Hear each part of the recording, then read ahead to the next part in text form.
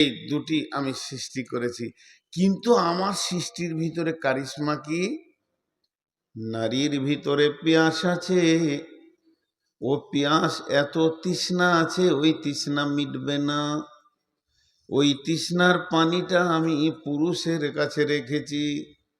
পুরুষের ভিতরে পিয়াস আছে, পুরুষের ভিতরে তৃষ্ণা আছে, ওই পানিটা আমি মহিলার কাছে রেখেছি।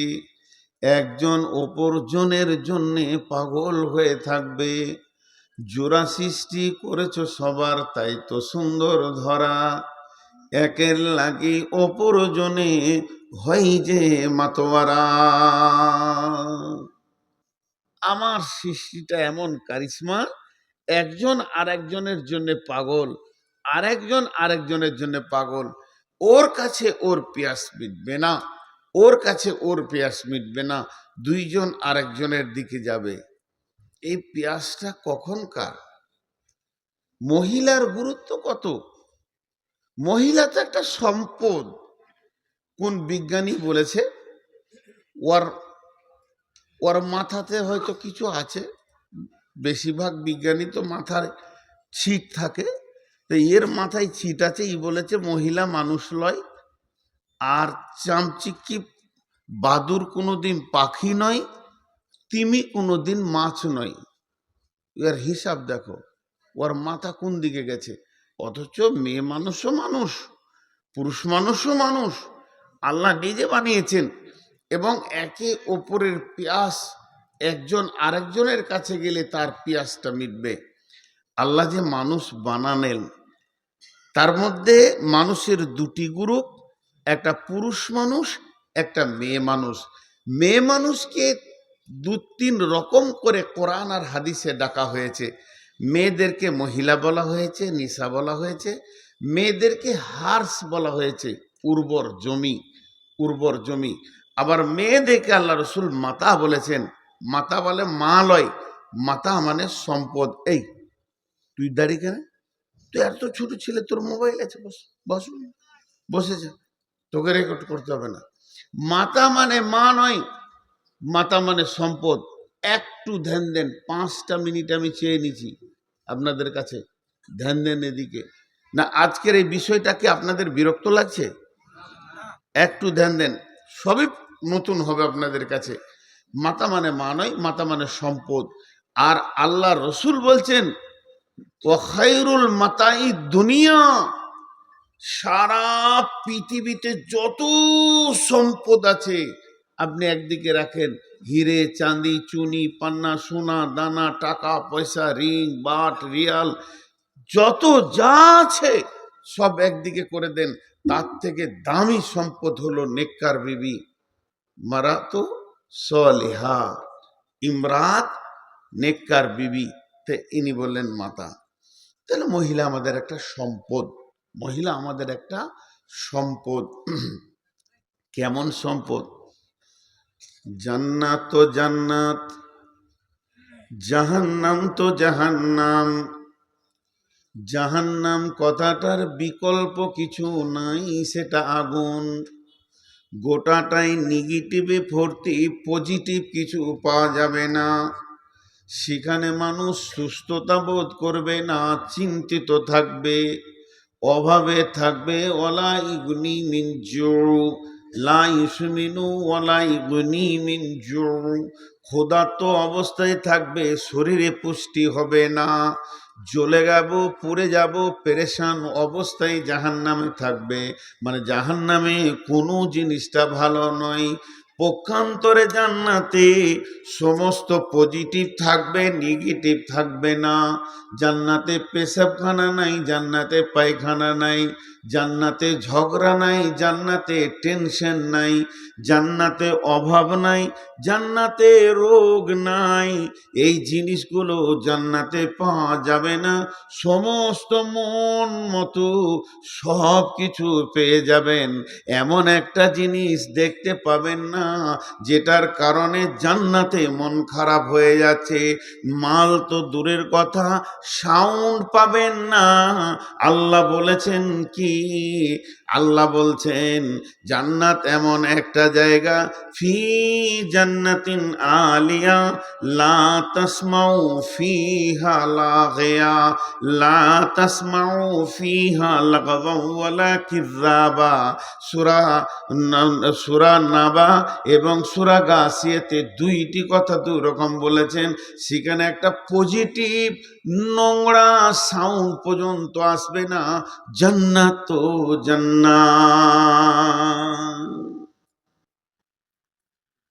জান্নাতের বিকল্প কোনো ভাষা নাই। জান্নাত তো জান্নাতি। ট্রেস দেওয়ার জন্য বলছি, জান্নাত তো জান্নাতি। আল্লাহ বানিয়েছেন, একটা খুঁত বার করতে পারবেন না। তাহলে জান্নাতে গেলে মন শান্তিতে থাকবে না অশান্তিতে? জিজ্ঞেস করলাম তো, এবার উত্তর দেন। শান্তি না অশান্তি? কিন্তু ভেজাল কোথায়? ওই জান্নাতি আদমকে ভালো লাগছে না, মন যেন উদাস উদাস, মনে শান্তি নেই। কিসের অভাব ছিল জান্নাতে? জি, এই জিনিসটা আল্লাহকে কি বলতে হবে? আল্লাহ বুঝতে পারবে না? আল্লাহকে বলতে হবে না, আল্লাহ বুঝবেন। সেই জান্নাতে একটা জিনিস নেই, সঙ্গিনী নেই। সঙ্গিনী নেই। শরীরের ভিতরে একটা তরঙ্গ আছে, যে তরঙ্গ মানুষের শরীরে ঠিক টাইমে চলে আসবে, আল্লাহকে দরখাস্ত দিতে হবে না। সেই তরঙ্গটা যখন আসবে, পুরুষের কি নারী, তার চাল চলন, চোখ, উঠা বসা সব আলাদা ভঙ্গি হয়ে যাবে। সে যেন পিপাসিত হয়ে গেছে, এখন তার পানির দরকার, কিছু একটা চাইছে। হযরতে আদম জান্নাতে যখন একত্ববোধ করতে শুরু করলেন, মনের ভিতরে উদাসীন, মন যেন ঠিক কাজ করে না, মনের মিল নাই। আমার রব বুঝে নিয়েছেন, আদম রে তোমার কি দরকার আছে এটা আমি আল্লাহকে বোঝানোর দরকার নাই, আমি বুঝে নিয়েছি। আদম ঘুমের অবস্থায় ছিলেন। আদমের বাম পাঁচলি হাড্ডি থেকে নিয়ে, আবার কোরআনে দুইবার বলেছে আত্মা সম্পৃক্ত, আত্মা সম্পৃক্ত আত্মীয়, এটাকে দিয়ে আল্লাহ একটা সুন্দর মহিলাকে বানালেন, হযরতে হাওয়া আলাইহিস সালাম। তিনি বিশ্ব সুন্দরী ছিলেন, তিনি জান্নাতের রমণী, তিনি পৃথিবীর মাটির রমণী নয়। এই রমণীটা মুর্শিদাবাদের মাটিতে, বর্ধমানের মাটিতে, দুনিয়া নামে গ্রহতে প্রথম আসমানে, দ্বিতীয় আসমানে, তৃতীয় আসমানে বা সিদরাতুল মুনতাহাতে তাকে বানানো হয়নি। তার সৃষ্টিটা হচ্ছে, তার জন্মটা হচ্ছে জান্নাতের ভিতরে। ওই রকম সুশ্রী সুন্দরী রমণী আদম ঘুম থেকে উঠে দেখছে আমার পাশে কে বসা। আদম দেখি হেসে দিয়েছে। দুটো কাজ করেছিল আদম, একটা হেসেছিল আর হাতটা নিয়ে গেছিল। এমন কি জিনিস দেখলে আদম হেসে দিলে? জান্নাতে আরো কত কি ছিল, দেখে না দেখে, ওটাকে দেখে হাসলে কেন? হাসিরই জিনিস, হাসিরই জিনিস। হাতটা আগে বাড়াতে গেছে, আল্লাহ বলছে ও ও রুকো। মাইকটা দিব, মাইকটা দিব, কালকে আবার থাম্বনেইল বের করে দেবে হাত বাড়ানো। এই ইউটিউবার যে কি জিনিস। ওইদিকে বদরুদ্দোজা নাদবি একদম বয়কট করেছে, একটা ইউটিউবারকে লাগাতে দেয় না। আমার কাছে 14 জন 15 জন ইউটিউবার চলে এসছে শামসিদের। জি লাগাতে দেবেন ক্যামেরা তবেই যাবো, না হলে যাবো না। আপনি আর নাদবি আছেন, উনি বয়কট করেছেন, আমাকেও করতে হবে। আমার এই পাকা দাড়ির পাশে এমন ইয়ং মেয়ের ছবি দিয়েছে, আমার বাপও এমন মেয়ে দেখে নেই সারা। তা আবার বেশি একটা পরে বিলাসটাও নাই। হাবাই বলে কি সহ্য হয়? আরে বাপ, তোর ঘরে কি তোর মা বোন নাই? এই এই ছবিটা আমার মেয়ে, আমার স্ত্রী দেখলে অসুবিধা নেই, আমার মেয়ে দেখবে, আমার বোনরা দেখবে, এই ছবি আমার খালা দেখবে, আমার ফুফু দেখবে, তখন আমার সম্মানটা কোথায় যাবে বাপ? তোদের পায়ে ধরছি বাপ, এগুলো করিস না বাপ। জগন্নাথ, এসব করিস না বাপ। তোরা ছবি অন্য কিছু দিস। আর এক খবিস লিখেছে, আহা, যা মাইন্ড অন্যদিকে চলে যাবে, বয়স হয়ে গেছে তো, হুঁশ থাকছে না। তো জান্নাত আদম দুটো কাজ করলেন। কটা কাজ? প্রথম নম্বরে হাসলেন। তো বিবিকে দেখে হাসি লাগে? আর হ্যাঁ না বলে না, জান জ্বলে যায়। একটা জালসাই বলছি, স্বামী স্ত্রী জান্নাতে গেলে একই বিছানায় থাকবে। তা একজন বলছে তার মানে আবারও হাজি ভাই, 2 মাস বাংলাদেশে থেকে আসলাম, 2 মাস। গত বৃহস্পতিবার ইন্ডিয়াতে পা দিয়েছি, শুক্রবার ফাঁকা ছিল, শনিবার দিন সকালে হাট বাজার করে দিয়ে আজকে রবিবার, ওখানে গিয়ে আজকে এই যে রবিবার এলাম। তা মাত্র শনিবার হাট বাজার করে বাড়িতে নামিয়েছি, বাস শুরু হয়ে গেল এতগুলো হাট, এত মাল কেনে আনবে। তা জান্নাত যদি ওই বিবিটা আবার যায়, তা যারা বিরক্ত হয়েছে ওরাও বলবে না উফ আল্লাহ কোন সিস্টেম করলো? ও যখন উফ বলেছে তখন আমি বলতে শুরু করেছি, মানে বুঝে লেছি ওর কষ্ট চলছে, বাংলাদেশের ঘটনা। তখন আমি বললাম, প্রত্যেকটি জান্নাতির ভিতরে সমস্ত নবীকে পাওয়া যাবে। একজন মুফাসসিরিন বলেছেন জান্নাতীরা কেমন হবে? একটা জান্নাতির ভিতরে সমস্ত নবীকে পাওয়া যাবে, মানে সমস্ত রকম নবী মিলিয়ে একটা জান্নাতি হবে। জান্নাতিরা হবে হযরতে আদম আলাইহিস সালামের মতো উঁচু পুরু, মেয়েরা হবে হাওয়ার মতো, অতটা সাইজের মানুষগুলি হয়ে যাবে। প্রত্যেকটা জান্নাতির হৃদয়টা, দিলটা হবে আইয়ুব আলাইহিস সালামের মতো। প্রত্যেকটি জান্নাতির বাহ্যিক চেহারাটা হবে হযরতে ইউসুফ আলাইহিস সালামের মতো। প্রত্যেকটি জান্নাতির চরিত্র হবে নবী মুহাম্মদুর রাসূলুল্লাহ সাল্লাল্লাহু আলাইহি ওয়াসাল্লামের মতো। মানে সমস্ত নবীর ভিতরে যত গুণ ছিল, একটা জান্নাতের ভিতরে অত গুণ থাকবে। তেলান সালামান সালামা। তখন নিঃশ্বাসটা ভালো করে ফেললে, যাক তাহলে জানটা বাঁচবে, না হলে ভেজালই থাকবে আর কি। মেশিন তো কথা বলার মেশিন। একজন বিজ্ঞানী বলেছে যে একটা পুরুষ সারা দিনে 2500 থেকে 2500টা শব্দ ব্যবহার করে, সারা দিনে শব্দ ব্যবহার করে। আর একটা নারী 3500 থেকে 5000 শব্দ ব্যবহার করে। চিন্তা করেন কত বড় মেশিন কথা বলার। তো এই জিনিস হচ্ছে, তা আল্লাহ তাবারাক ওয়া তাআলা আদম আলাইহিস সালামের পাশে যখন হাওয়াকে নিয়ে এলেন, তা আদম দেখি ফিক করে হাসছে। হাসি তো লাগবেই তোকে, একা আছে, বন্ধু বান্ধবও নাই, বান্ধবীও নাই, বিবিও নাই, একাকি ভালো লাগে। পুরুষ এমন একটা মানুষ এমন একটা প্রাণী যাকে বলা হয়েছে মানুষ সোশ্যাল, সমাজ নিয়ে সামাজিক প্রাণী। সমাজ ছাড়া চলতে পারবে না।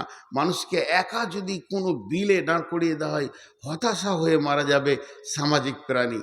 আর দ্বিতীয় কাজ কি করতে গেছে? হাতটা দিতে গেছে হাওয়ার গায়ে। তা আল্লাহ বলছে ওই রূপ, বিয়ে পড়াই আগে। তার মানে পুরুষের এটা নিচার আছে, এটা নিচার আছে।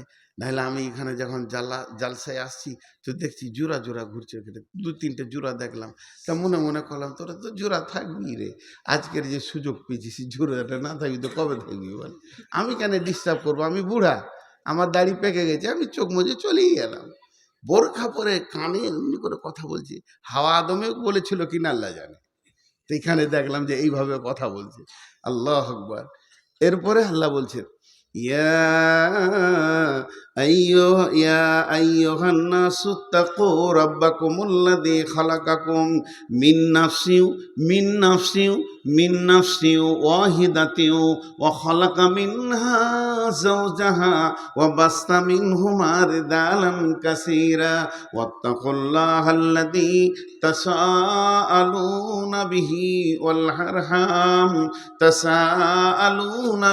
والأرحام إن الله كان عليكم رقيبا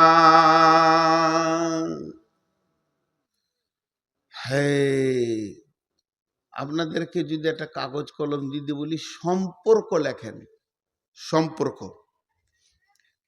বাপ মা, ভাই বোন, নানা নানি, দাদা দাদি, খালা ফুফা ফুফু, এইভাবে সম্পর্ক লিখতে লাগলেন তো দুই রকম সম্পর্ক পাবেন। একটা সম্পর্ক হচ্ছে ব্লাডের, রক্তের, একটা হচ্ছে বৈবাহিক, বিয়ে করার পর। তিনটে আত্মীয়তা আছে দুনিয়াতে, একটা বিয়ের আত্মীয়, আর একটা আত্মীয় হচ্ছে রক্তের, আর একটা আত্মীয় হচ্ছে বন্ধু বান্ধব, এটাও আত্মীয়, বন্ধু আত্মীয়। তিনটে আত্মীয় আছে। লিখতে লিখতে এক পাতা লিখে দিলেন। প্রথম সিরিয়াল নম্বর আত্মীয় কি? স্বামী স্ত্রী।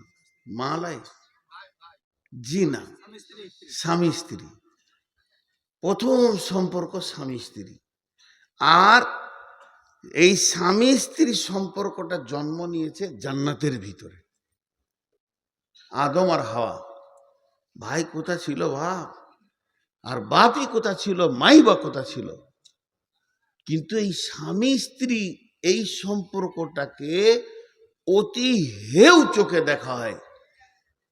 এই 2-3 দিনের মধ্যে একটা তালাক হতে চলেছে আমার এলাকায়। নাম জিজ্ঞেস করবেন না, আমার কাছে খবর এসছে যে আপনি থাকবেন না, বলে আমি থাকবো না। কেন তালাক হতে চলেছে? স্বামী স্ত্রী অনেক গভীর মেল, এইটা ছেলের মা বোন বাপ মেনে নিতে পারছে না। আমার ছেলে এত ভালোবাসবে কেন? কিন্তু ছেলেটা চাচ্ছে মেয়েটাকে, মেয়েটা চাচ্ছে ছেলেটাকে, বাপের চাপ।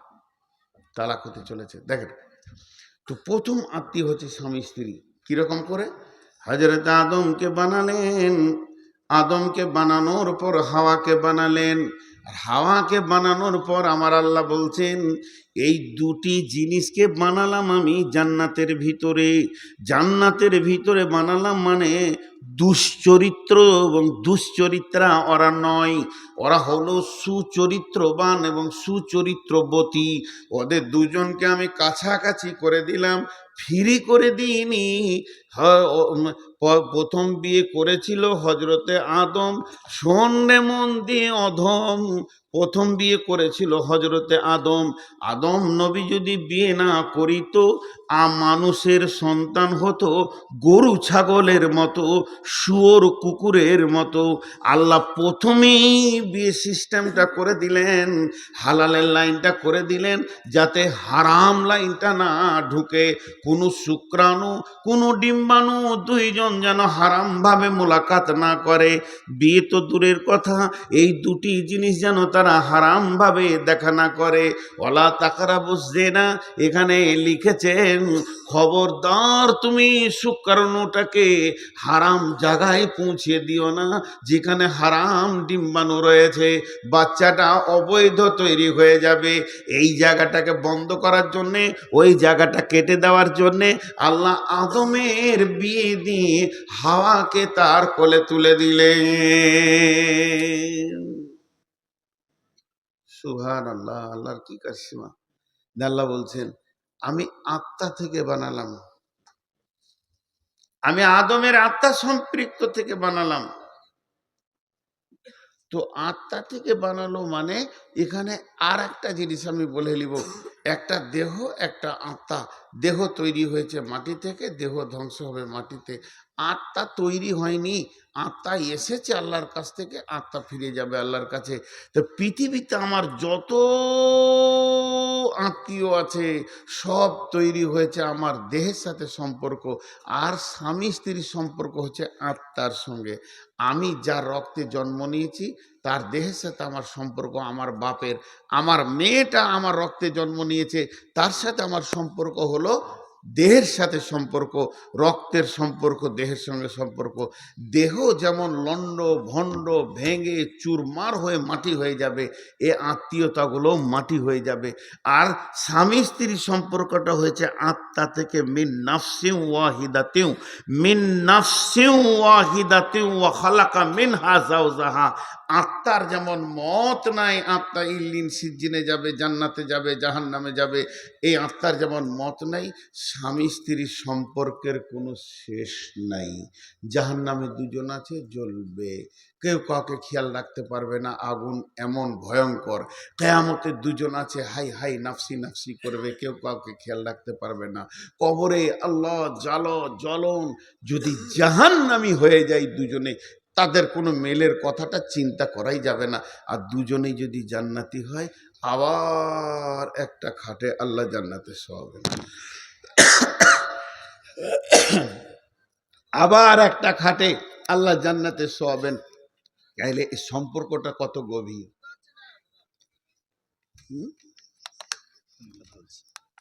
না না, তাহলে আমি যাই, হ্যাঁ তো আমিও শুতে যাই। কানারা দু মা বিটি নাই, ঘরে একটা বুড়ো ছিল, সেও নাই, চারজন এসেছিল, সেও পালিয়ে গেল। এরপরে এরে যাবে, শেষকালে আমি থাকবো। এটা কপাল। গায়ে হাত বলি দিয়ে চলে গেল। আমার ওস্তাদ বলতেন, সিরাজুল কানা তু থাক, রাত থাকলো আর মাইক থাকলো। কানা তো দেখতে পেছে না কে আছে না আছে, জালসা করে যা। ও ভাবছে 40 লাখ লোক বসে আছে, কেউ নাই, সব ঘর চলে গেছে।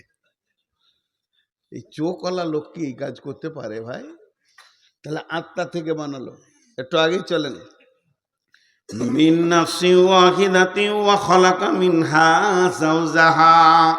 আল্লাহ বলছেন, ওয়া বাসসা মিনহুমা রিজালান কাসীরান ওয়ান নিসা ওয়াত্তাকুল্লাহাল্লাযী তাসাআলুনা বিহি ওয়াল আরহাম ইন্নাল্লাহা কানা আলাইকুম রাকীবা। আল্লাহ তাবারাক ওয়া তাআলা বলছেন, তুমি ওই আল্লাহকে ভয় করো যার নামে তোমরা ভিক্ষা করো, যাচঙ্গা করো এবং আত্মীয়তা ব্যাপারে সতর্কতা অবলম্বন করো। নিশ্চয় আল্লাহ তোমাদের ব্যাপারে সচেতন। তাসাআলুনা বিহি ওয়াল আরহাম ইন্নাল্লাহা কানা আলাইকুম রাকীবা। যারা আত্মীয় আছে তাদের সাথে সম্পর্ক ভালো রাখো, সম্পর্ক ছিন্ন করিও না। এগুলো আল্লাহ বানিয়েছেন। পৃথিবীর বুকে আল্লাহ আত্মীয়তাটা বানিয়েছেন, এ ব্যাপারে তোমাদেরকে সতর্ক থাকতে হবে।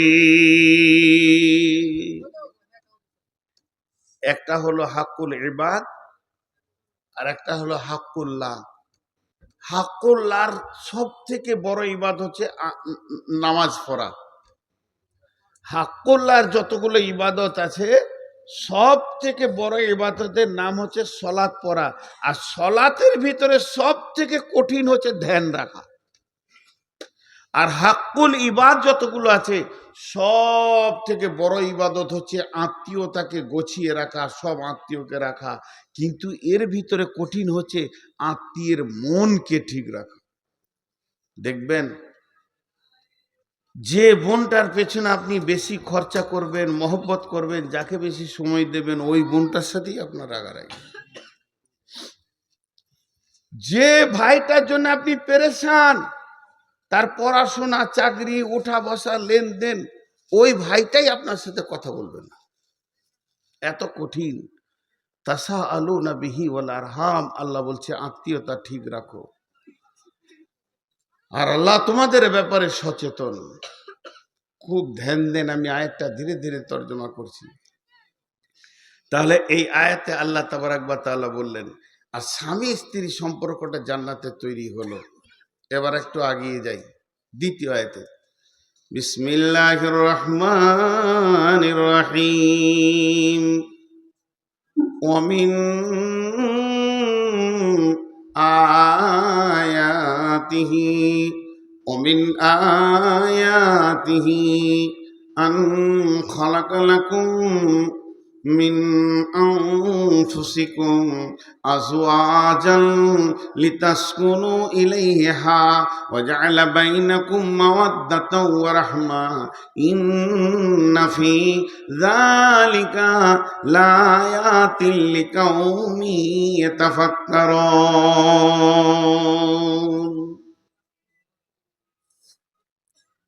আয়াত মানে নিদর্শন। ভাই একটু মনোযোগ দেন, কিছু উচ্ছৃঙ্খল মানুষ কথা বলছে, এগুলো খারাপ। খুবই প্রয়োজন হলে আপনাদের বাইরে চলে যাওয়া উচিত। আর এই ছেলেগুলো লাফালাফি করছিস রে বাবা, একটু ধ্যান দিয়ে শোন, ভালো না লাগে চুপ করে বস। আল্লাহ বলছেন নিদর্শনের কথা। তা আল্লাহকে পাওয়ার ব্যাপারে যে নিদর্শনগুলো কোরআনে আল্লাহ ব্যবহার করেছেন সেগুলো গাধা আছে, বিভিন্ন আয়াত আছে। এই আয়াতগুলো ধরতে গেলে আবার শেষ হয়ে যাবে অন্যদিকে সময়। একটা আয়াত বলছি, বিসমিল্লাহির রহমানির রহিম, ইন্না ফি খালকিস সামাওয়াতি ওয়াল আরদি ওয়া ইখতিলাফিল লাইলি ওয়ান নাহারি লাআয়াতিল লিউলিল আলবাব। এরকম অনেক আয়াত পাবেন, কোরআনে অনেক আয়াত পাবেন। আফালা ইয়ানজুরুনা ইলাল ইবলি কাইফা খুলিকাত ওয়া ইলাস সামাই কাইফা রুফিয়াত ওয়া ইলাল জিবালি কাইফা, অনেক আয়াত পাবেন। এই আয়াতে আল্লাহ কি বলেন?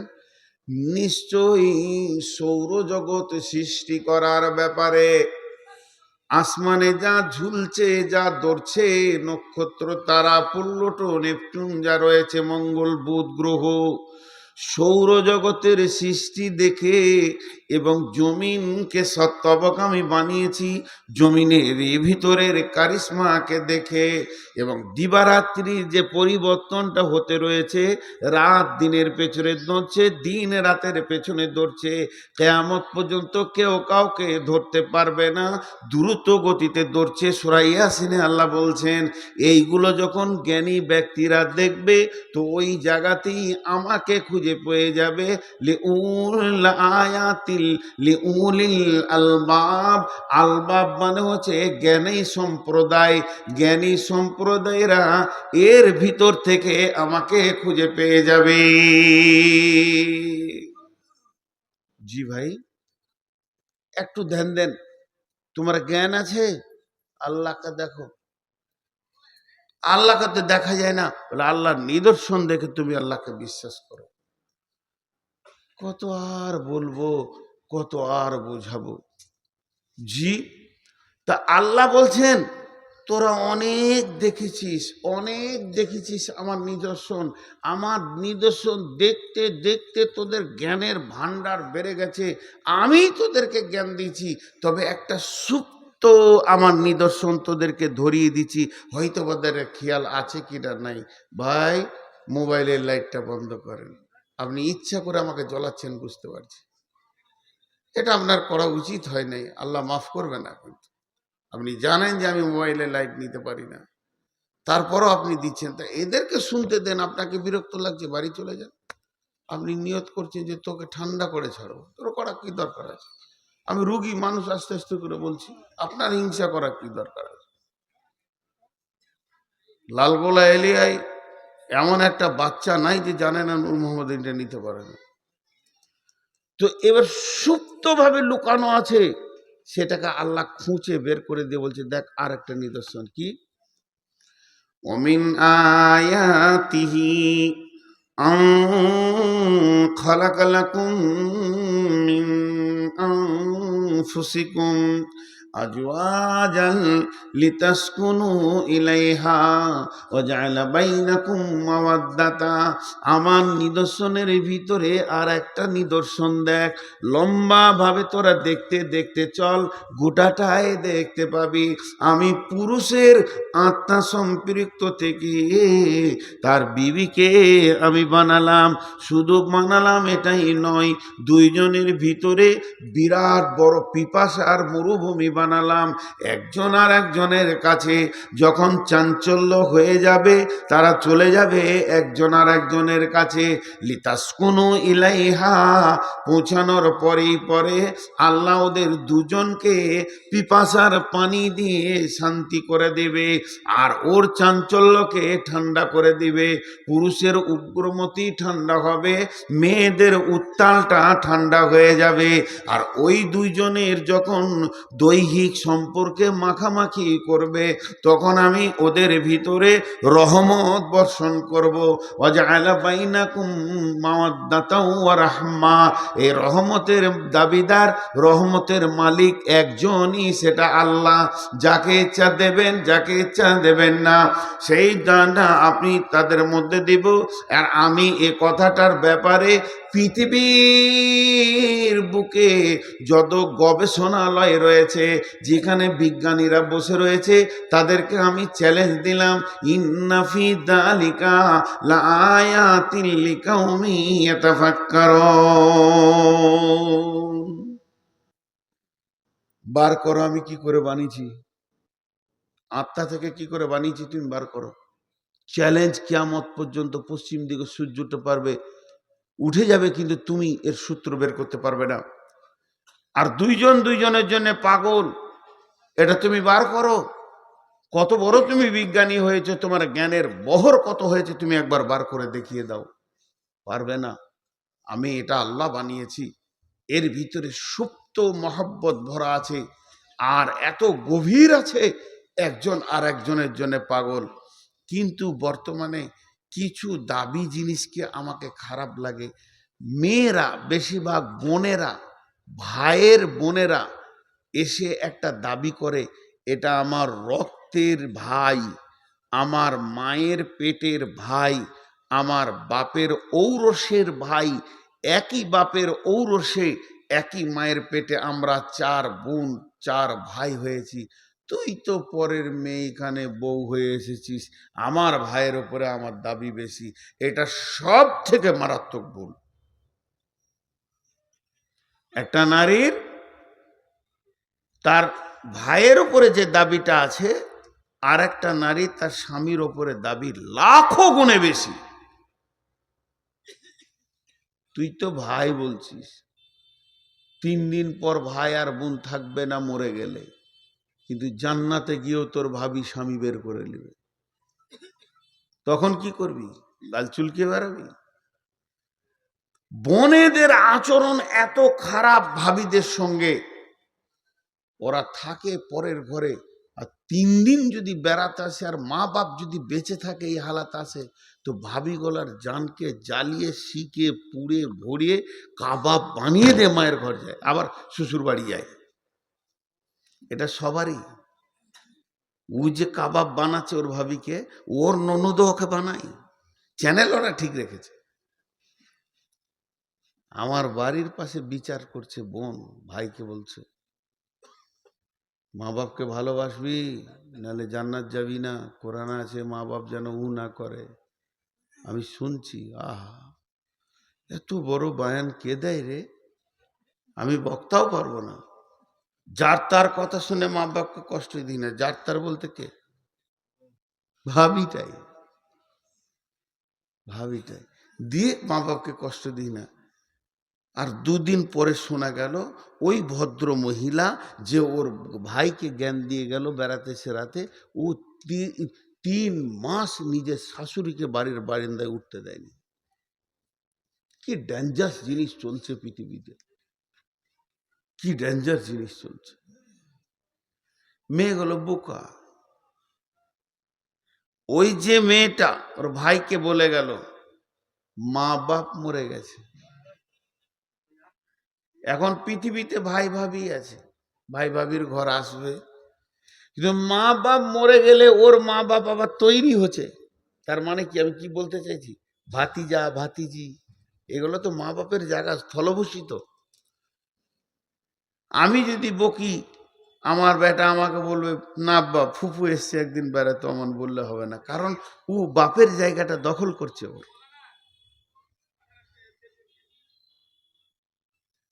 ওইদিকে পাঠাবো, এখানে কি কি পাঠাবো?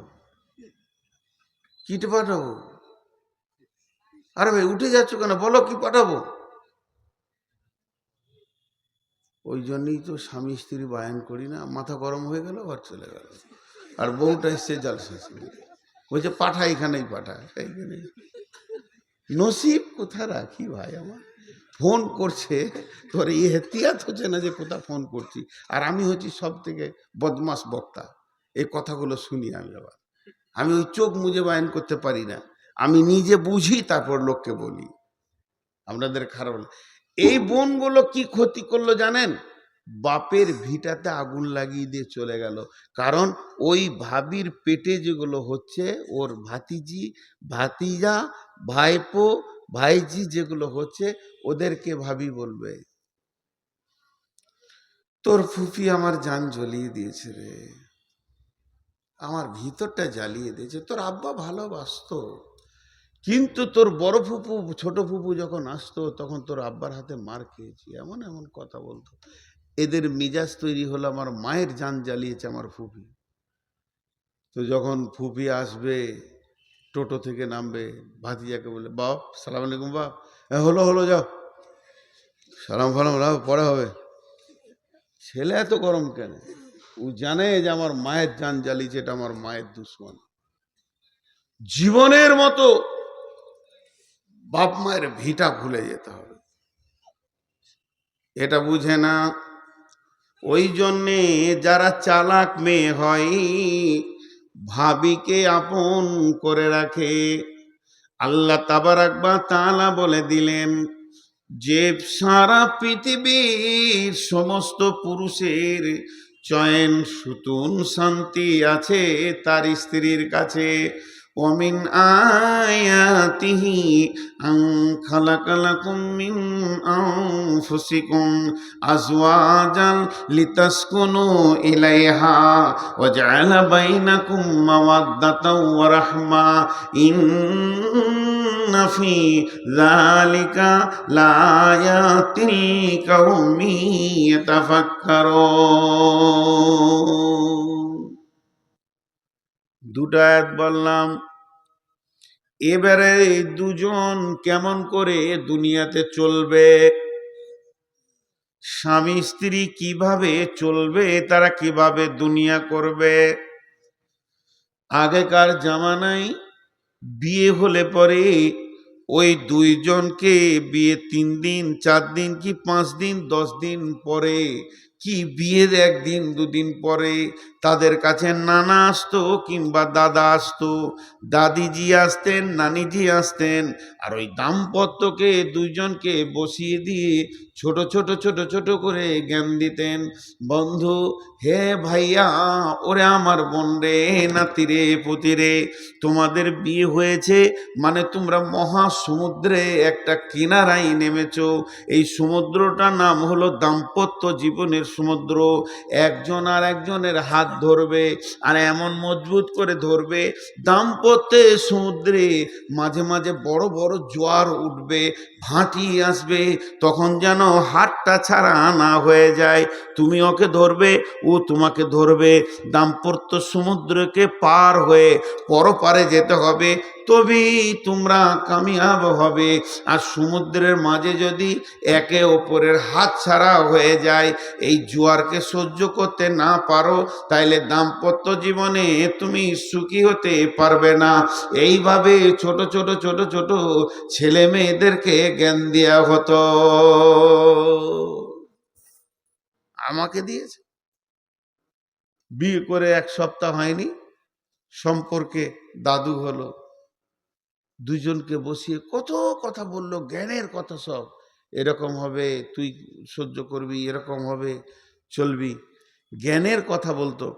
মানুষে বলেছে, এখন আল্লাহ বলছেন বিসমিল্লাহির রহমানির রহিম আর রিজালু কাওয়ামুনা আলান নিসাই বিমা ফাদ্দালাল্লাহু বা'দাহুম আলা বা'দিন ওয়া বিমা আনফাকু মিন আমওয়ালিহিম ফাসসালিহাতুন কানিতাতুন হাফিজাতুন লিল গায়বি বিমা হাফিজাল্লাহ ওয়াল্লাতী তাখাফুনা নুশুজাহুন্না ফাইজুহুন্না ওয়াহজুরুহুন্না ফিল মাজাজি'i ওয়াজরিবুহুন্না ফাইন আতানাকুম ফালা তাবগু আলাইহিন্না সাবিলা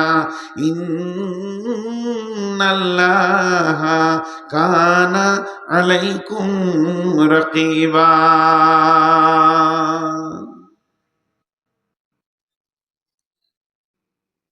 জি, আল্লাহ দিচ্ছেন।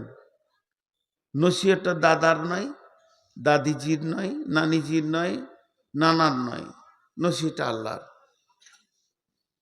আল্লাহ তাবারক ওয়া তাআলা বলছেন, হে নারীকুল, ওরে মহিলারা, মহিলাদেরকে আগে বলছে তোমাদের জন্য আমি পুরুষকে তোমাদের অভিভাবক বানিয়ে দিলাম। তোমরা জীবনটাকে পৃথিবীতে ধীরে ধীরে ধীরে ধীরে ক্ষয় করবে, অতিবাহিত করবে, জীবনকে তুমি পার করবে। খবরদার, স্বাধীন হয়ে জীবনকে পার করিও না। তুমি পরাধীনতা অবস্থায় তুমি অধীনস্থে জীবন কাটাবে, তোমার স্বামীর অধীনস্থে জীবনকে কাটাবে। মেয়েরা চারটা পুরুষের অধীনস্থে জীবন কাটাবে, বাপ, ভাই, স্বামী, সন্তান, এদের ওপরে যাবে না, এদের ওপরে কথা বলবে না, তুমি এদের ডিরেকশনে চলবে। যে মেয়েটি জান্নাতি হয়, যে মেয়েটি জান্নাতে যদি যেতে চায়, যদি আল্লাহকে আপন বানাতে চায়, আল্লাহর যদি আপন হতে চায়, তাহলে ওকে চিরদিন একটা জিনিস মেনে নিতে হবে যে আমি স্বাধীনতার মুখ দেখব না, পরাধীন হয়ে জীবনটা আমি চালিয়ে দেব। বাপের অধীনস্থে থাকবে, ভাইয়ের অধীনস্থে থাকবে, স্বামীর অধীনস্থে থাকবে, এবং সে স্বামী মারা গেলে ছেলের অধীনস্থে থাকবে। আল্লাহ তাবারক ওয়া তাআলা বললেন, তোমার তো সুখ শান্তি জান্নাত নিয়ে দরকার, তবে কেন দুনিয়াতে স্বাধীন বিচরণ তুমি করবে, তোমাকে অধীনস্থে জীবন কাটিয়ে আসতে হবে। আর পুরুষকে বলল, পুরুষ, তোমাদেরকে অভিভাবক বানালাম, তোমাদেরকে ওদের মালিক বানালাম, মালিকানা সত্ত্বটা তোমাদেরকে দিলাম। কেন দিলাম? তুমি পুরুষের জন্য দিলাম।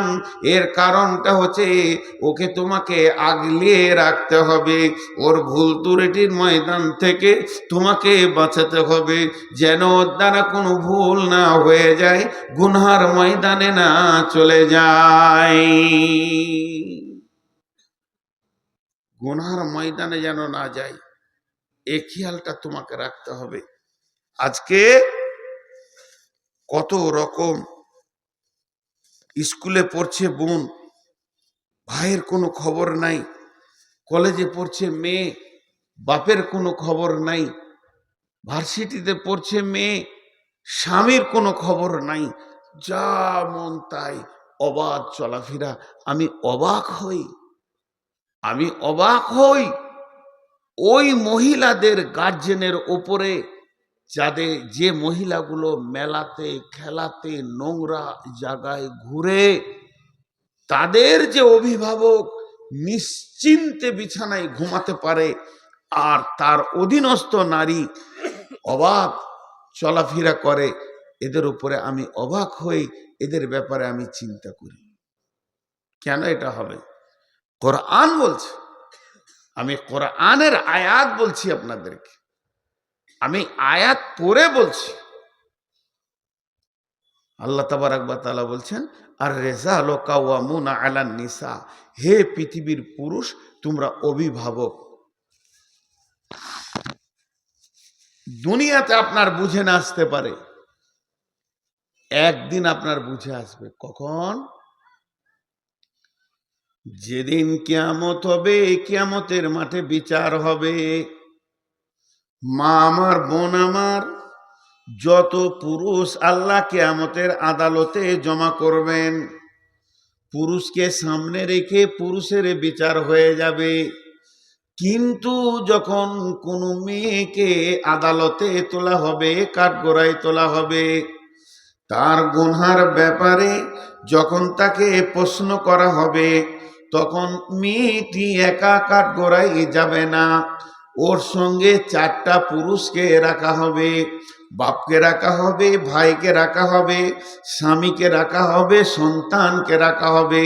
আর মেয়েটি যার পিরিয়ডে, যার জামানায় গোনা করেছে, ওই পিরিয়ডে ওই জামানার লোকটাকে দাঁড় করিয়ে তার হিসাব নেওয়া হবে।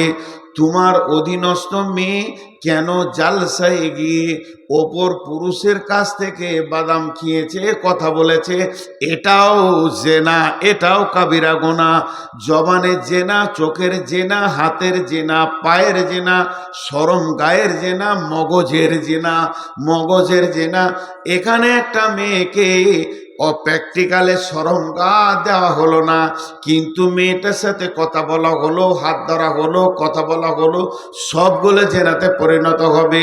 তো ওই প্রশ্ন যখন করা হবে মেয়েটাকে, তুমি তুমি 27শে ডিসেম্বর জালসাতে গেছিলে লালগোলা, আর অবাধ চলাফেরা করে জালসা না শুনে তিনটে ছেলের সঙ্গে গল্প করেছো, কেন করেছো? এই কথাটা ওকে জিজ্ঞেস করার সঙ্গে সঙ্গে মেয়েটির বিয়ে হয়নি, বাপ আর ভাইকে দাঁড় করিয়ে বলা হবে, তোমার মেয়েটার, তোমার বোনটার বয়স চলছিল রানিং 17 থেকে 18 বছর, আর এই অবস্থায় তুমি জালসা শুনতে পাঠালে কেন? জালসা শুনে যে নেকিটা হবে, তার থেকে ওর বাড়িতে চুপ করে শুয়ে থাকলে বেশি নেকি হবে। এই অবাধ বেলামিশার থেকে ওর অত নেকি দরকার নাই। তুই বাড়িতে পড়ে থাক, তুই একটা কিতাব পড়, তোকে তৌহিদের কিতাব দিব, হাদিসের কিতাব দিব। মেয়েদের জালসা শোনা রাত্রিবেলায়, গভীর রাত্রিতে এসে ঘর থেকে বেরিয়ে দরকার নাই। এই যে প্রশ্নগুলো করা হবে, তখন বাপ ভাইকে প্রশ্ন করা হবে। স্বামীর জামানায় সে স্বামীকে বুঝিয়ে চলে এসেছে, কিন্তু অন্যজনের সঙ্গে পরকীয়ায় লিপ্ত হয়ে গেছে বা কোনো গোনা করেছে, স্বামীকে দাঁড় করানো হবে। ওই চারজনকে একসঙ্গে গলাতে বেঁধে দিয়ে আল্লাহ জাহান্নামে ভরবেন। আর রিজাল কাওয়ামুনা আলান নিসা। এত সহজ জিনিস লয়। আমার গাড়িটা রাস্তায় চলছে, একটা ছেলে মোটর বাইক নিচে সামনে লাগিয়ে দিল। ওই তুই লাগালি কেন? কথাটা বুঝার চেষ্টা করেন। ওই তুই লাগালি কেন? জি আমি এই সাইড দিয়ে যাচ্ছিলাম। কাঁচটা তো ভেঙে দিয়েছিস তুই, গাড়ির কাঁচটা ভেঙে দিয়েছিস, একটু ধৈর্য ধরেন, এটা বুঝেন, আমি উদাহরণ দিচ্ছি। পাড়া পাড় তিনটে ওর গালে মেরে দিলাম। ও মনে মনে ভাবছে মারবি মারগা, কাঁচ তো ভেঙেছি, টাকা লাগলো না। ও চলে গেল, আমিও চলে গেলাম। ও কোথাকার আমি জানি না, আমি মুরব্বি বলে কিছু বলেনি, আমার দাড়ি পাকা। ও ইয়ং ছেলে, এই উত্তাল বয়স 16-17, লেগগাটা লেগে গিয়ে কাঁচটা ভেঙে গেছে। এবার আমার মন আমাকে বলছে, তুই তো 3 চর মেরেছিস, ওইটা কি তোর হক আছে? কাঁচটাও ভেঙেছে তোর গাড়ি, তোর ড্রাইভারও হ্যান্ডেলটা ওইদিকে করেছিল। আল্লাহর আদালতে এই বিচারটা যখন হবে, তো তখন দেখা যাবে যে জেরক্স বেরিয়ে আসছে, কাগজ, রিজাল্ট, যে আমার ড্রাইভার ডান দিকে হ্যান্ডেল কাঁপিয়েছে বলি ভেঙেছে। তাহলে তো মরখর হক রাখে না। এই বিচারটা যদি হয়, তাহলে আমার মারাটা ভুল হয়েছে, আমারটা ভুল হয়েছে। কিছুদিন আগে আমার ট্রাকে বাম দিক ডান দিকটা ঘষে চেঁচে নামিয়ে দিলে, ড্রাইভার খুব বকছে, ট্রাকওয়ালা ভয়ে দাঁড়িয়ে গেছে টুঙ্গি দিঘিতে, একবার দিনাজপুরে, ইয়ং ছেলে। আমি নামলাম, নেমে বললাম তোমাদের বাড়ি কোথায়? তো বলছে ইসলামপুর। লে মজা, ইসলামপুর আমি পড়েছি। কার গাড়ি গো? তো যার গাড়ি ওকে আমি মামা বলি। ফোন লাগাও তো। ফোন লাগালো, মামা আপনার গাড়ি যে আমার গাড়িকে চেঁচে দিয়েছে গো। কোন ঠেরে বেটা? আমরা এখানে টুই দিকে। আমি ড্রাইভারকে বললাম, এটা কিয়ামতের দিন বিচার হবে রে, তোর দোষ না ওর দোষ, তোর দোষ না ওর দোষ, সেটা কেয়ামতের দিন বিচার হবে। ওদিন বললাম চলে যাও, শিলিগুড়ি যাচ্ছিল।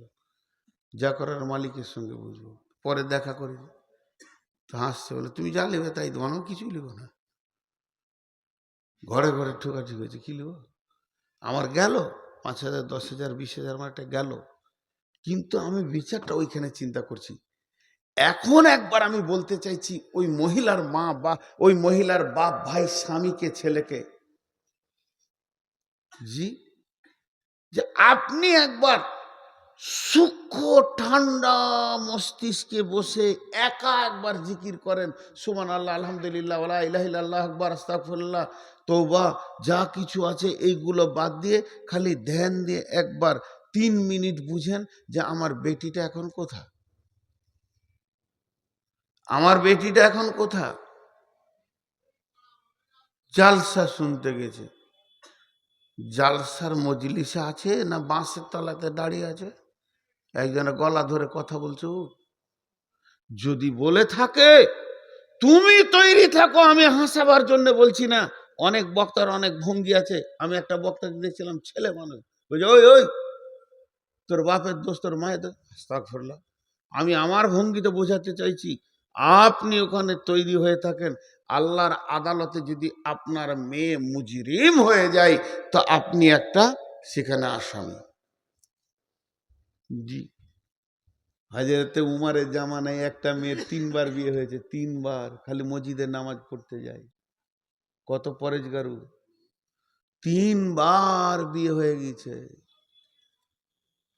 তো একজন সাহাবী বলছে এবার আমি বিয়ে করবো, আবার তালাক হয়েছে। বলছে পারবো কে রুখতে, ও যাবেই মসজিদ, আর ওর চাল চলনি আলাদা। স্বামী মানে না, দুপ করে ছেড়ে দেয়, আরেকজনা লোভে পড়ে এরকম। বলছে ঠিক আছে যায়। তো বিয়ে করে ওকে বলছে দেখো তুমি মসজিদ যাবো না, ঘরেই নামাজ পড়ো, এখন সেই জামানার নাই। বলছে মাথা খারাপ, আমাকে মসজিদ থেকে রুখতে কেউ পারেনি, আগের 3টে পারেনি, তুমিও পারবে না। বলছে যাও, ফজরে কিংবা ঈশাতে, ইশারায় বলবো বুঝেলেন। ওর স্বামী লুকিয়ে আছে রাস্তার ধারে, ওর নিজের স্বামীটা, আর অপর পুরুষের কাপড় চোপড় পরে মুখ টুক ঢেকে নিয়ে ওকে ধরেলে চুমাচাটি খেলেছে, ছেড়ে দিয়ে পালিয়েছে নিজের স্বামী। ও ওখান থেকে মসজিদ থেকে ঘর চলে এসছে, যাওয়া নামাজ পড়তে না, যুগ জামানা খারাপ সব। কি হলো আর বলছে না, কি হলো আর বলছে না, ও যাও মসজিদ, কাঁটা বসে গেল আর মসজিদ গেল না। একটা গ্রামে আমাদের বর্তমানে আন্দোলন চলছে, গ্রামের নাম বলবো না, সব ইউটিউবে প্রচার হয়ে যাবে, 3 দিন পর জিজ্ঞেস করবে। মহিলাদেরকে মসজিদে নিয়ে যাব, আর একদল মুরব্বী, পাকা দাড়ি, একদম মুরব্বী, তারা বলছে মহিলাদেরকে মসজিদে নিয়ে যাওয়া যাবে না। এই আলিমের দল আর ওরা হচ্ছে জাহিলের দল, ওদের ভেতরেও মুরব্বী 2-1টা আলেম আছে। কথাটা ধ্যান দেন একটু, দীর্ঘদিন ওদের লড়াই চলছে। দিয়ে ওই গায়ে জালসা আছে, আমি প্রধান বক্তা আছি, মুরব্বীরা বলছে এত বড় মৌলবি যখন আসছে ওকেই শুধাবো। হাজি ভাই আমার পুঁজি আছে, আমি তো ফতোয়া দিই না, উত্তরও দিই না। তা আমি ঠিক মাগরিবের সময় ঢুকে গেছি ওই গ্রামে, একজন আলিম এসে বলছে যে হুজুর, এই মসজিদে মেয়েরা নামাজ পড়বে, এ ব্যাপারে আপনার মত কি? মত আবার আমি দিব নাকি, আমি নবী নাকি? ফাইনাল আছে, রাসূলুল্লাহ সাল্লাল্লাহু আলাইহি ওয়াসাল্লাম বলেছেন ওদের যাওয়া জায়েজ আছে, আজও মক্কা মদিনায় যাচ্ছে। তো ওইটাকে না করবো, আমি কি বিরাট বড় নবী হয়ে এলাম নাকি? আমি তো ফতোয়াই দিতে পারি না, আমি লোকের কাছে ফতোয়া নিয়ে নিয়ে চলি, আমার অত বহর নাই। আমি 2-4টা কিতাব টিতাব দেখে মানুষকে 2-4টা কথা বলি, আমার নিজস্ব কোনো বহর নাই। তা আমি কি ফতোয়া দেবো? জায়েজ আছে তো যাবে। তো ফিক করে হাসছে, মানে মসজিদ যাবে, ওই গ্রুপে ও আছে। ওর মনটা খুশি হলো, বলছে আজকে জালসাই ভালো করে বলবে, বলবো। দিয়ে তারপরে ওকে আমি জিজ্ঞেস করছি, আমার থেকে ছোট তো, ওর নাম ধরে ডাকলাম, দিয়ে বললাম ওর বাড়ির পেছনে রোড আছে, রোড হাই রোড, বাস যেছে, ট্রাক সাঁসা করে দিচ্ছে। হাজি এই রোডে ট্রেন যাবে না? কেন যাবে না? চালাইলেই যাবে ট্রেনটা, ট্রেন যাবে, কিন্তু ট্রেন যাওয়ার আগে আরেকজনকে যেতে হবে, কে? লাইন। ট্রেন যাওয়ার আগে কে যাবে? লাইন যদি পেতে দেওয়া হয় ট্রেন যাবে কি যাবে না? বিশ্ব নবী আগে লাইন পেতেছেন, তারপরে ট্রেন চালিয়েছেন। আগে আইন করেছে মেয়ের গায়ে হাত দিলে গর্দন ছেটে দাও। সেই আইন সৌদিতে যখন হয়েছে, নিরাপত্তা 100% মেয়েরা পেয়েছে, তখন মসজিদ নিয়ে গেছে। এখন বাড়িতে বাপ ভাই রুখতে পারছে না, চারিদিকে পরকীয়া চলছে। আর মসজিদের নামে যদি সব মসজিদে তোমরা ফতোয়া দিয়ে দাও, তারা ফজরের সময় উঠে বলবে তাহাজ্জুদ পড়তে চললাম। 3 দিন পর দেখবে ছেলে বাচ্চা ডেলিভারি করাতে হবে। আগে লাইন চালাও, তোমার গায়ে আইন তৈরি করো, যারা মদ খেয়েছে তাদের গর্দন ছেটে দিব, যারা মেয়ের গায়ে হাত দিচ্ছে তাদের গর্দন ছেটে দেব, জেনাকারীর গর্দন ছেটে দেব। রসুলের আইনগুলো আজও মক্কাতে চালু আছে। গায়ে তুই হাত দিয়ে দেখ, 70 ভরি সোনা পরে একাই মেয়ে যুবতী টকবগে যুবক নামাজ পড়ে মসজিদ থেকে চলে যাচ্ছে। এই তুমি কে, কোথা বাড়ি বলার ক্ষমতা নাই, জিপ ছেটে দেবে, ওরা চালাবে। আমরা বিনা রেল লাইনে রেল চালাতে যেছি, তাহলে ঘটনা কি হবে? এশার নামাজ পড়ে ছেলে কোলে নিয়ে বাড়ি আসবে। দেখো আমার যুক্তিটা যদি মানতে পারো তো বলছে জালসাই, তাহলে আর কিছু বলিয়েন না। বলে ওটা ঠিক আছে, বলবো না, আমার মাথায় যেটা আছে সেটা বলেছি। তো আল্লাহ তাবারাক ওয়া তাআলা বলছেন, আর রিজালু কাওয়ামুনা, হে পুরুষের দল, তোমাদেরকে নেতা বানালাম। কেন নেতা বানালাম শুনে নাও। ওরা হলো লতা গাছের দল। জ্বর থাকবে তোমার ঘরে, পানি ঢালবে তুমি, তাকে খেতে দেবে তুমি, পোশাক দিবে তুমি, কসমেটিক্স দেবে তুমি, আর তার চিকিৎসা করবে তুমি, আর তুমি এত ভালোবাসবে। আর যদি ওর আগালটা না দেখো, ওই কদু গাছ তোমার চালা থেকে তোমার খালাতো বাইরে চালাতে গিয়ে কদু ঝুলিয়ে দেবে। তা মেয়েরা হলো এমন, ওদের অভিভাবক তোমাদেরকে হতে হবে। যদি তোমরা অভিভাবক হয়ে ওদেরকে গাইড না করো, ওরা অবাধ চলতে চলতে জেনা ব্যভিচার পরকীয়া বেড়ে যাবে। এর জন্যে দায়িত্ব দিলাম, হে পুরুষের দল, তোমরা ওদেরকে গাইড করবে, আর হে মেয়েদের দল, তোমরা পুরুষের অধীনস্থে জীবন কাটাবে।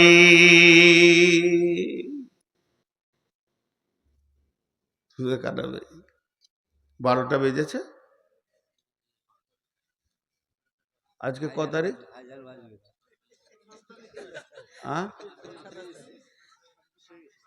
26।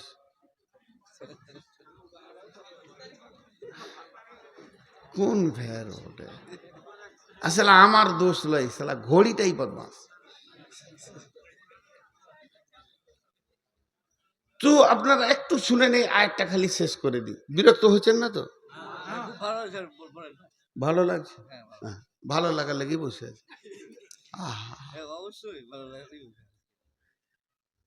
আমি কিছু বলে যেতে চাইছি যে মেয়ে এবং ছেলে উভয়ে বুঝুক। তাহলে এদেরকে পুরুষ করা হয়েছে, মাঝে আবার মাথা মোটা মনে মনে করছে আল্লাহ আমাদেরকে এমনি অভিভাবক করেছে, আমি কি কমজোর আছি নাকি? ও তো নিয়ে আলাম, ছেলে পিলে ছিল না, দিলাম 4টা ছেলের মা বানিয়ে, তাহলে কি আমি বেটা ছেলে কম আছি নাকি? আল্লাহ বলছে তুই একটা ছেলে বানাবি, তোকে 2 বছর লেগে যাবে, 1 বছর লেগে যাবে একটা ছেলের মা বানাতে।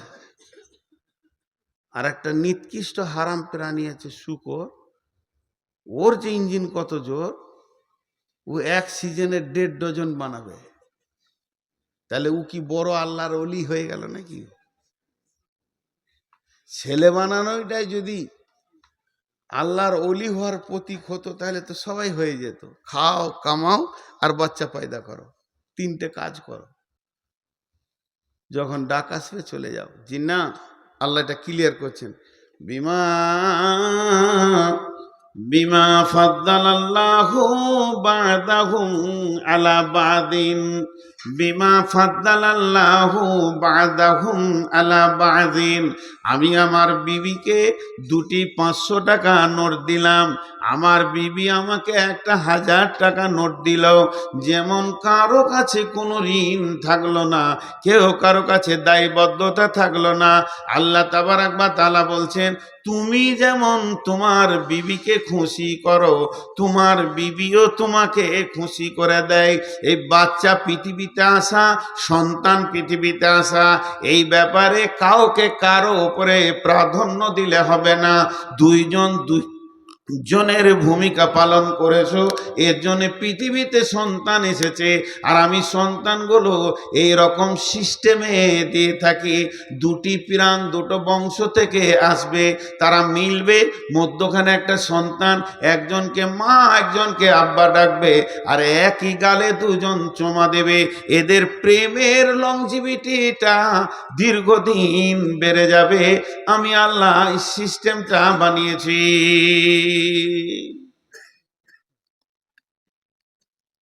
সিস্টেমটা বানিয়েছি। তবে তুমি পুরুষ কেন? পুরুষকে বলছে তবে তুমি পুরুষ কেন? ওয়াবিমা আনফাকু মিন আমওয়ালিহিম, ওয়াবিমা আনফাকু মিন আমওয়ালিহিম। তাই আমি এই জন্যে তোমাদেরকে পুরুষ বানিয়েছি। তুমি গ্রীষ্মে পুড়ে যাবে, শীতে কাঁপবে, বর্ষায় ভিজে যাবে। তুমি ভ্যান টানবে, টোটো টানবে, রিক্সা টানবে, কুলিগিরি করবে, তুমি মার্কেটে দৌড়বে, বাইকে দৌড়বে, যাতে দৌড়বে। ব্রেনকে পেরেশানে রেখে তুমি পৃথিবীর কোণে যেখানেই হয় অবতাগু মিন ফাদিলিল্লাহি, আল্লাহর ফয়েজকে খুঁজে হাসিল করবে। হালাল উপার্জন করে নিয়েছে তোমার ইনকামের টাকাতে তুমি তোমার বিবিকে আনন্দ দেবে, খুশি করবে, টাকা দেবে, তাকে তুমি খাওয়াবে, চিকিৎসা করাবে, তাকে তুমি পড়াবে, তোমার পয়সাতে সে আনন্দ উপভোগ করবে। এর জন্যে তোমাকে আমি পুরুষ বানিয়েছি।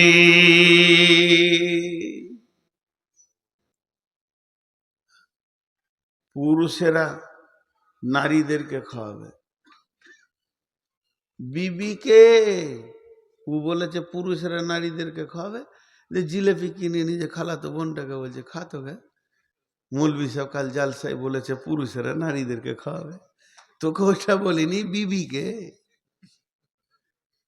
ও খাওয়ানোর রাস্তা খুঁজে নিয়েছে, ওটা পাগলা, হুঁশি নেই তো। এই জন্য তুমি পুরুষ। এবার মেয়েদেরকে বলছে তুইও সংযত হ। আল্লাহর ওসিয়তটা দেখেন কেমন, একবার বলছে, একবার বলছে তুইও সংযত হ, তুই বেশি চিল্লাস না। তিনটে গুণ তোর ভিতরে নিয়ে আয়, সারা দুনিয়া তোর পেছনে পাগল হবে, তোর স্বামী হবে, তোর বাপ ভাই হবে, শ্বশুর শাশুড়ি হবে, সবারই হৃদয় ঠান্ডা হয়ে যাবে তোর ভিতরে যদি তিনটে গুণ থাকে। সেই তিনটে গুণ কি? ফাসলিহাতুন কানিতাতুন হাফিজাতুন লিল গায়বি বিমা হাফিজাল্লাহ। ফাসলিহাতুন কানিতাতুন হাফিজাতুন লিল গায়বি বিমা হাফিজাল্লাহ। তোমরা সালেহা হয়ে যাও, নেককার হয়ে যাও, हिफाजत करने वाली হয়ে যাও, অল্পে সন্তুষ্টি होने वाली হয়ে যাও। মেয়েদের তিনটি গুণ। এক নম্বরে হলো তুমি সালেহা হয়ে যাও, পাঁচ ওয়াক্তে নামাজ পড়নে वाली হও, রোজা রাখনে वाली হও, স্বামীকে মাননে वाला হও এবং তুমি পর্দায় থাকনে वाला হও। এই যে গুণে গুণান্বিত, সাল্লাত খামসাহা সামাত সাহারাহা আহসানাত ফারজাহা আতাত বালাহা, এই রকম তুমি সালেহা হয়ে যাও, কানেতা হয়ে যাও, মানে অল্পে সন্তুষ্টি হয়ে যাও, যেতে অল্পেই তুমি সন্তুষ্ট হবে, বেশি লাফালাফি করবে না, বেশি চাইবে না। স্বামী যেমন সাদা মোটা এনে দেবে, মোটা চাল মোটা ভাত, যেমন স্বামীর ইনকাম। স্বামীকেও নবীজি বলেছেন ও আনফিক আলা আয়ালিকা মিনাত তাওলিক, মাঝরে তুমি যেমন ইনকাম করবে ওই রকম তুমি ছেলে মেয়ে অধীনস্থ মা বাপের পেছনে খরচা করিও। তুমি এই খরচাগুলো করো তো তোমাকে স্বামী যেমন দিব তো খুশি হয়ে যাও, বেশি চেয়েও না। অল্পে সন্তুষ্টি মেয়েরা হয় না। এক চান্সে এমন কোনো পুরুষ নাই, কি বলবে বুঝতে পারছি এবার, কোনো পুরুষ নাই যে সে তার বিবিকে এক চান্সে রাজি করে দিয়েছে। বলার আগে বুঝে লিছ, মুখ চালিয়ে যাচ্ছে। মার্কেট থেকে কি আনো, 3টে কথা বলবো, 22টা কথা ও বলবে, তবে ওর মুখ বন্ধ হবে। 22টা। হায় রে আফসোস। লোক খালি বলে মৌলভী সাহেব একটা তাবিজ দেন তো, শালা বউ কথা শুনছে না। ওই দুঃখতে তো আমি মরছি ভাই। তুই তো তাবিজ আমার কাছে চাইলে আমি কার কাছে যাই? একজনা ঝগড়া করছে খুব বিবির সঙ্গে, খুব ঝগড়া, দেখে নিব তোকে। ও বলছে তুমি কত পুরুষ আমি জানি। চিল্লা দিচ্ছে, বলছে দেখবি। দেখবি বলে রেগে ঘর থেকে বের হয়ে সোজা চলে এসছে হযরত উমারের কাছে। বিচার করবে খলিফাকে নিয়ে গে, সত্য ঘটনা, আমি ইতিহাস বলছি। হযরত উমারের ঘরের দরজায় এসেই ধাক্কা দিয়েছে, রাগের মোটে এসে তো পটাম করে ডেকে দিয়েছে। আর ডেকি কান দিয়ে শুনতে পেয়েছে উমারের বিবি উমারকে ঝুটছে খুব। উমারের মতো বীর একটা আঙুলের ইশারায় 18 লক্ষ বর্গ মাইল শাসন করেছে, যাকে দেখলে শয়তানও রাস্তা ছেড়ে দিত, তাকে ওর বিবি মেশিন চালাইছে, সেলাই মেশিন, খাচার খাচার খাচার খাচার। উমার চুপ করে বসে আছে। বলা হয়ে গেল, ধাক্কাটাই দিয়ে দিয়েছে প্রথমেই, এটাই হয়ে গেল ভাজাল। হযরত উমার ভাবছে কেউ ডাকছে আমাকে, খলিফা মানুষ, নেতা মানুষ ডাকতেই পারে।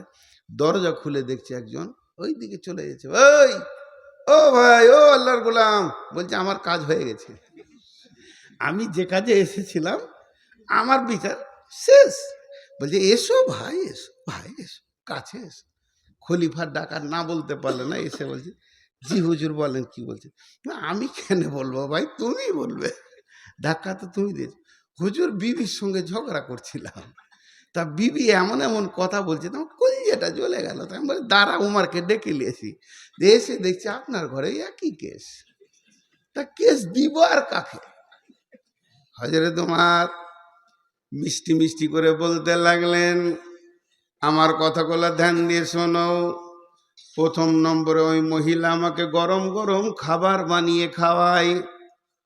2 নম্বরে ওই মহিলার পেটে আমার বাচ্চাগুলো হয়েছে, কত কষ্ট করে ডেলিভারি নিয়ে দৌড়ে বেরিয়েছে। 3 নম্বরে প্রসব যন্ত্রণা সহ্য করে আমার বাচ্চাগুলোকে দিয়েছে। 4 নম্বরে আমার বাচ্চাদের পেশাব পায়খানা নিজের হাতে সাফ করেছে। তারপরে তুমি গুনে চলো, ওই মহিলা নিজের দুধ খাইয়ে আমার বাচ্চা মানুষ করেছে। মহিলা আমার কাপড় সাফ করে দেয়, আমার খানা পাকায়, রুটি পাকায়, মহিলা আমার সেবা করে। তারপরে সর্বোপরি মহিলা আমার যৌবন জগতের একটা বান্ধবী। তাহলে এতগুলো কাজ ওই মেয়েটা আমার করে, সামান্য বকলো তা কি হলো, চুপ করে শুনতে রয়েছি।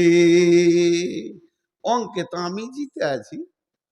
তখন বলছে হুজুর জি জি জি হ্যাঁ বুঝেছি, আমিও ঘর যাই, উপকুক কি আর করব। তো কানে তা হয় না, মেয়েরা সন্তুষ্টি হতে পারে না, স্বামীকে প্রথম চান্সে আনন্দ দিতে পারে না। বিশ্ব সুন্দরী ওই মেয়েটা, যার চামড়াটা চিকন, মাথা খারাপ, ওর স্বামীকে জিজ্ঞেস করেন, কলজেটা পুড়ে গেছে। আমি কয়েকদিন আগে বাংলাদেশে বলছিলাম, কিছু মা প্রিয় ছেলে আছে, মা মানে একবারে জান্নাতের টুকরো, মায়ের কথা শুনে বউটাকে পিটে যেছে পিটে যেছে। এ বদমাসি, তোমার মাও মেয়ে, তোমার বউ মেয়ে, বউটার ভিতরে যত রকম বদমাইশি আছে তোমার মায়ের ভিতরেও সেগুলো আছে মেয়ে হিসাবে। তুমি বলিও না, যদি তোমার মাকে চেক আপ করতে চাও, তোমার আব্বাকে জিজ্ঞেস করো আব্বা কেমন আছো। তোমার আব্বা চোখের পানিতে বলবে বেটা কলিজাটা কাবাব হয়ে গেছে বাপ, আর মরার আগে কিছু বলিস না, তোমার বাপের কলজে শেষ করেছে। তা ভাবিও, বউকে বইয়ের মতো দেখো, মাকে মায়ের মতো দেখো। মাকে কষ্ট দিও না, মাকে কষ্ট দিলে জান্নাত পাবে না। তা বলে বউ মেরে জান্নাত পাবে? আল্লাহ কি বলছে? আর দ্বিতীয় পর্বটা, এটা বলার পরটা যখন বলবো তখন বুঝে আসবে। আজকে ক মাস আর কদিন আর কটা বাজছে একসঙ্গে বুঝে চলে আসবে ওই কথাটা যখন বলবো। বাংলাদেশে একজন কাঁদতে লাগলো, সে আমার হাতটা ধরে বললে, আমার জীবনে একটা অধ্যায় দিলেন, জ্ঞান দিলেন, আমি তওবা করবো, আজকে বিবির হাত ধরে আমি কেঁদে তওবা করবো। শুনেন, আর দুটা অধ্যায় আমিও শেষ করব। ফালা তাবগু আলাইহিন্না আল্লাহ বলছেন তাহলে তুমি প্রথমে সলেহা হয়ে যাবে, নামাজি পরেজগার হয়ে যাবে। 2 নম্বরে স্বামীকে সন্তুষ্ট রাখবে, অল্পে সন্তুষ্টি হয়ে। 3 নম্বরে তুমি হাফেজা হয়ে যাও। হাফেজা মানে হিফাজত করনেওয়ালি হয়ে যাও। প্রথম নম্বর তোমার বডিটা তোমাকে হেফাজত করতে হবে। দ্বিতীয় নম্বর তোমার জরায়ুতে তোমার স্বামীর শুক্রাণু পৌঁছে গেছে, ওটাকে হেফাজত করতে হবে, ওষুধ দিয়ে নষ্ট করলে হবে না। 3 নম্বরে স্বামীর মালের হেফাজত করতে হবে। এরপরে আল্লাহ পুরুষকে কি বলছে শুনেন, আল্লাহ পুরুষকে বলছেন ওয়াল্লাতী তাখাফুনা নুসুজাহুন্না ফাইযুহুন্না ওয়াহজুরুহুন্না ফিল মাজাজি'i ওয়াজরিবুহুন্না ফাইন আতানাকুম ফালা তাবগু আলাইহিন্না সাবিলা ফাইন আতানাকুম ফালা তাবগু আলাইহিন্না সাবিলা ফাইন আতানাকুম ফালা তাবগু আলাইহিন্না সাবিলা ইন্নাল্লাহা কানা আলাইকুম রাকিবা। আল্লাহ কত বড় কথা বলছেন। এটা যদি কোনো পুরুষ বুঝতে পারে তার জীবনের অধ্যায় চেঞ্জ হবে, আমি বিশ্বাস করি।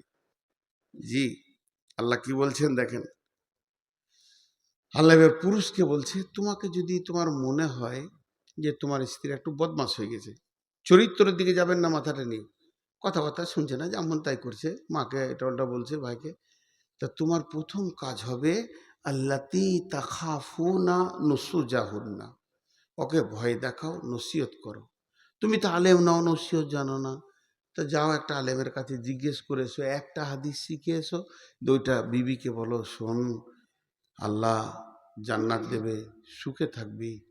জি, এই যে ওসিয়ত করো, বোঝাও। আমার যখন মেয়েটা হয়নি তো তখন আমি মাসে 2 মাসে একটা জালসা করি, একবার পুরো ইয়ং, আর বিয়ে হয়েছে মোটামুটি বছর 2 হলো 3 হলো, তো 2 মাসে একটা জালসা পেতাম। কোথাও ডাকতো, 200 টাকা দিত, যেতাম, মাগরিবে পরেই দিয়ে দিত, ঘর চলে আসতাম। তো হুগলি যাব একটা জায়গা, পকেটে একটাও টাকা নেই, তাড়াতাড়ি করে ভাত খেয়েছি, বাস ধরতে হবে, ট্রেন ধরতে হবে, পকেটে একটাও টাকা নেই। তো আমার বিবি গরম গরম ভাত থালাতে দিচ্ছে, আর আমি তখন জালসা শুরু করেছি, যদি টাকা পাই। তা আমি বললাম জালসা হাদিস কোরআন আর কি বলবো, লম্বা করে বাংলায় চালাইছি। যে মেয়ে স্বামীর উপকার করবে, স্বামীকে ভালোবাসবে, স্বামীকে দেখবে জান ভরে, আল্লাহ তাকে জান্নাত দেবে। তো বিবি বলছে ভাত খাও, নিজের কাজে যাও। লিলে না, ওসিয়ত গরম হয়ে গেছে, লিছে না, কেটে গেল, থেদ কেটে। আবার শুরু করলাম। স্বামীর অভাবের সময় যে দেখবে, বলছে তোমাকে 100 টাকা দিতে পারি। আমি তাড়াতাড়ি ভাত খেতে বসলাম, দেখ 100 টাকা হলো, পকেটে টাকা ছিল না, আমার বিবির কাছে 200-300 টাকা ছিল, তো কেড়ে তো লিয়া যাবে না, জালসা করে নিলাম। 100 টাকা দিলে, 100 টাকা দিতে পারি, 300 টাকা আছে, 100 টাকা নিয়ে বেরিয়ে গেলাম। ভাবলাম বিবি দিয়ে দিলে, জালসা করে সে ঘর ঢুকছি, বলছে আমার টাকা দাও। কি বিপদ, জালসা এলাই না। তো ওই জন্য আল্লাহ বলছেন আল্লাতী তাখাফুনা নুসুজাহুন্না ফাইযুহুন্না, তোমার বিবিকে যদি তোমার নজরে মনে হয় অসঙ্গত চলছে, ভালো লাগছে না, তার চলাফেরা চরিত্রের দিকে মাথা নিয়ে যাবেন না, চলাফেরা উঠা বসা কেমন লাগছে, তাহলে তুমি ছোট ছোট ওসিয়ত করো, আখেরাতের ভয় দেখাও, জাহান্নামের ভয় দেখাও। এই পথে এই স্টেজে যদি বিবিটা ঠিক হয়ে যায় তো ভালো, যদি না হয় এর থেকে আর একটা লেভেল আছে।